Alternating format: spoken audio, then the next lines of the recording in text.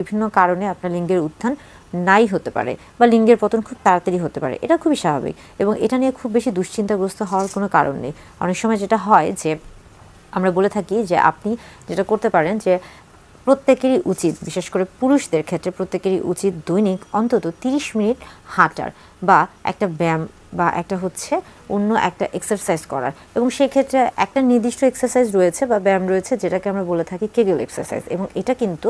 এই লিঙ্গের উত্থান বা দ্রুত বীর্যপাত রোধে একটা গুরুত্বপূর্ণ ভূমিকা পালন করে। কিন্তু যারা এই ধরনের ব্যায়াম করছেন না বা এই ধরনের ব্যায়ামে অভ্যস্ত না, তাদের ক্ষেত্রে অর্থাৎ সবচেয়ে সহজ যে উপায়টি রয়েছে সেটা হচ্ছে যে দৈনিক অন্তত 30 মিনিট হাঁটুন। তাহলে কি হবে, সেই ক্ষেত্রে যে লিঙ্গের উত্থানজনিত সমস্যা কখন হচ্ছে, যখন আপনার লিঙ্গে রক্ত সঞ্চালন বাধাগ্রস্ত হচ্ছে, অর্থাৎ যখন আপনার লিঙ্গের সঠিকভাবে নাইট্রিক অক্সাইড